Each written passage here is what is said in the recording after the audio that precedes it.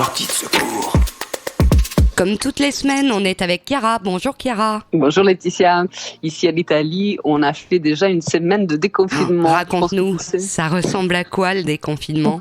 La semaine a été très dense. Juste pour commencer, quelques chiffres, donc pour vous rassurer, parce que les chiffres des infectés, des thérapies intensives et des décès ont continué à chuter pendant la semaine.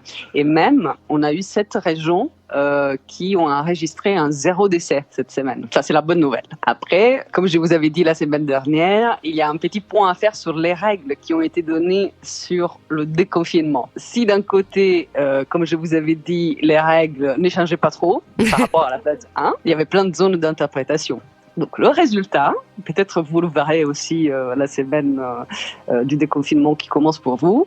En fait, le résultat, c'est comme d'habitude dans ces pays, chacun a fait comme bon lui semblait. Et ça ressemble à quoi ?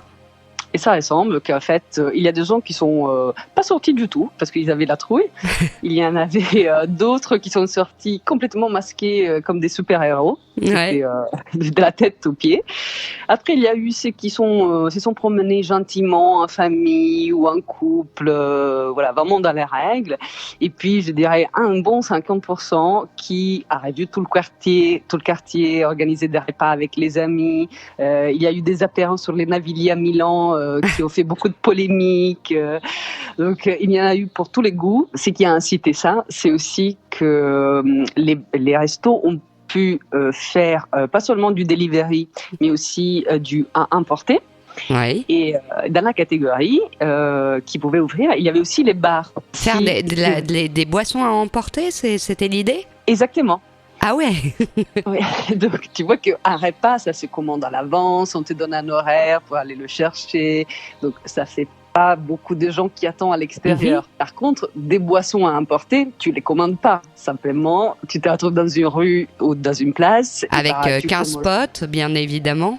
Voilà, exactement. Et les 15 potes achètent d'abord une bière et puis ils commandent un coca. Et l'après-midi passe et en fait, il y a 20 personnes qui sont ensemble ivres-mortes. À rien faire. Non ? Voilà.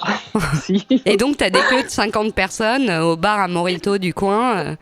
C'est un peu ça. Et après, il y a aussi un petit point, je ne sais pas si c'est valable en France, mais certainement ici à Florence, c'est que les gens qui sont sortis cette semaine ne savaient pas comment s'habiller parce que la dernière fois qu'ils se sont habillés, c'était l'hiver. C'est ça. En fait, ils n'ont pas compris qu'est-ce qui s'est passé au milieu et donc les manières de s'habiller étaient un peu étranges. Tu vois, il y avait encore des gens avec leurs blousons, mais en fait, il faisait 25, des gens en tongs, mais bon, c'était pas vraiment encore 30 degrés, donc il y avait un peu de confusion. Nous, on a peut-être la chance que certains magasins de vêtements vont réouvrir la semaine du 18, parce que en fait, ce qui s'est passé, c'est que cette semaine, il y a plein de régions en voyant que la situation chez eux était vraiment sous contrôle, ont déclaré qu'ils allaient réouvrir plus tôt que prévu. Et donc, le gouvernement s'est empressé de dire, mais non, c'est pas dans les règles, voilà. Mais bon, le résultat, c'est que cette semaine, il va y avoir un summit entre État et région pour voir si certaines régions peuvent tout réouvrir, donc même les magasins de vêtements, les coiffeurs, tous les commerces, avant le 1er juin. Tu voulais évoquer un autre thème aujourd'hui aussi avec nous, Chiara ? Oui, mais avant d'évoquer le thème, en fait, je voulais vous livrer un petit geste. En fait, je voulais partager avec vous que j'ai eu cette semaine, que j'ai trouvé touchant. C'est une pizzeria qui ici offre à tous ses clients du levain parce que ça symbolise la renaissance. C'est un truc vivant que tu dois soigner et qui symbolise cette renaissance du déconfinement. Et sur les thèmes, effectivement, je voulais évoquer 2 thèmes un peu plus sérieux cette semaine qui me tiennent un peu à cœur parce que, je trouve, on en a peut-être un peu parlé déjà, c'est les inégalités entre les gens et certaines catégories sociales des gens pendant le confinement. Oui. Je trouve que à partir du moment où on déconfine, il y a un vrai risque qu'elle s'accrue toujours plus. Et je trouve que c'est un thème duquel il faut parler de plus en plus. Et, j'ai 2 exemples. Un qui est un peu loin de mon quotidien et c'est tous les gens, par exemple, qui travaillaient dans le domaine du soin à la personne, les femmes des ménages, les gens qui aident les personnes qui n'ont pas de mobilité complète, et tout ça. ces gens-là ne pourront pas recommencer à travailler même après que le déconfinement a commencé, parce qu'il y a toujours beaucoup de peur d'avoir des gens chez soi et que ces gens-là, comme ils font pas partie d'une organisation, ils n'ont pas accès aux masques, aux gants et tout ça. Ils n'ont pas seulement été pénalisés pendant le confinement parce qu'ils n'ont pas pu travailler, mais aussi après le déconfinement. Et ça, c'est assez choquant par rapport, par exemple, à des gens comme nous qui ont un travail de bureau où on travaille avec son propre ordinateur et qui font partie de grosses entreprises qui leur met à disposition, dans notre cas, tout le matériel nécessaire pour travailler au bureau, donc les masques au minima. Donc je trouve que ces différences accrues me font vraiment de la peine et que c'est un risque vraiment de cette situation de exacerber les inégalités sociales. Et l'autre exemple, effectivement, toujours dans le même sens, c'est le retour dans les bureaux. Il y a toujours un problème, c'est que dans les grosses entreprises, les règles sont faites par ceux qui ne subissent pas les conséquences de ces règles et qui ne se rendent pas compte que pour toute une partie des employés, ces règles ont un impact très fort, même à niveau psychologique, et que donc pousser les gens qui ont encore peur et qui doivent faire de longs trajets ou qui ont des situations familiales particulières, les pousser de manière forte à revenir au bureau, même là où pratiquement il n'y a pas un vrai sens. Je trouve que c'est un autre exemple d'inégalité qui existait avant entre des grands chefs et des employés tout court et qui, dans ce moment spécifique, est accru. Et le deuxième thème sur lequel j'aimerais bien qu'on continue à parler et avoir aussi votre avis, c'est que, par exemple, en Italie, en ce moment, on parle beaucoup de comment faire répartir notre économie, qui évidemment a souffert comme en France et comme partout dans le monde.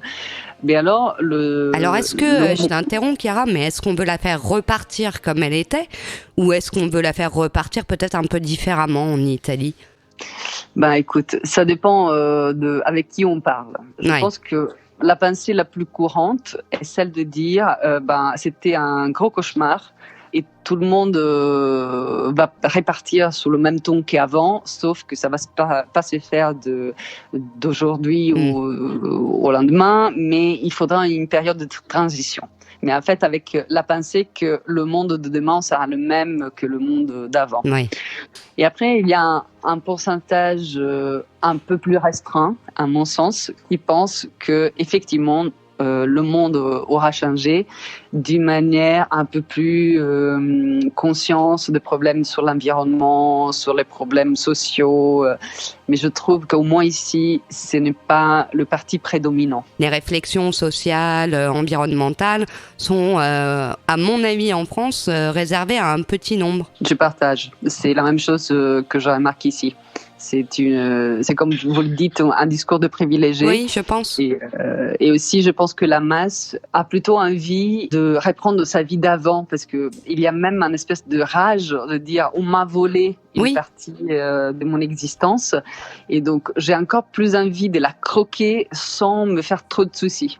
Je ne sais pas quelle est la bonne manière de traiter ce point, mais déjà en parler, je trouve que c'est important. Donc continuons à en parler et voyons comment les choses vont évoluer. Faisons notre petite part pour faire évoluer les pensées. Et en ce sens, je pense que justement lié à ce que tu dis, c'est que dans nos réflexions sur comment relancer l'économie, il y a une grosse demande de diminuer la bureaucratie, les règles, d'assouplir toutes les règles qui existaient avant. La paperasse. Toujours pour le moment. Voilà, la paperasse. Et en fait, quand on dit éliminer la paperasse, c'est moi qui personnellement me fait peur. C'est est-ce qu'on sait mettre le curseur à un bon point pour dire oui, on va rendre plus élastique le système, mais sans toucher les droits acquis et sans pénaliser les plus faibles. Moi, je trouve que c'est un grand enjeu en ces moments, trouver où mettre le curseur entre redonner du souffle à une économie qui sert à tout le monde, à toute catégorie sociale, bien évidemment, sûr, et continuer à respecter et protéger les plus faibles comme on a fait jusqu'à là. Et c'est un petit peu le problème aussi avec les lois d'exception qui découlent des états d'urgence prononcés un peu partout. On voit que dans certains pays, on peut arriver à des dérives autoritaristes, et y compris en France, sur certains sujets. Quand tu vois qu'on mobilise drones et hélicoptères qui coûtent des fortunes pour 2 personnes qui se promènent tout seuls sur une plage. Alors oui, c'est vrai, si tout le monde fait ça, il n'y a plus de respect du confinement. Mais est-ce que la réponse est vraiment proportionnée? Et surtout, est-ce que toutes ces lois d'exception vont perdurer après qu'on soit déconfiné? C'est la grande interrogation. À tel point que des députés européens ont poussé l'idée d'encadrer les lois d'exception au niveau de Bruxelles. Et sur ça, moi je me dis, mais c'est mon humble avis, c'est que moi je crois beaucoup à l'Europe. Peut-être parce que je fais aussi partie des rêveurs qui ont pu profiter d'un programme Erasmus et tomber amoureuse de l'Europe grâce à cette opportunité magnifique qui m'a été donnée et que j'aurais pas pu avoir autrement. L'Europe, je trouve que dans cette situation a un rôle clé aussi pour démontrer que on peut évoluer vers une Europe qui a un peu plus de sens, qui n'est pas juste une Europe sans frontières, mais aussi une Europe qui a une pensée politique commune, une fiscalité commune, une protection commune. Et pour ça, à mon avis, il y a encore beaucoup de route à faire. Mais dans des situations comme ça, on peut peut-être trouver l'élan et la force pour aller dans la bonne direction. Merci beaucoup, Chiara, pour ton intervention aujourd'hui. C'était un plaisir. On retrouve tes rendez-vous et tes carnets dès la semaine prochaine sur Sortie de secours. Merci à vous, Laetitia et Fabien. Sortie de secours.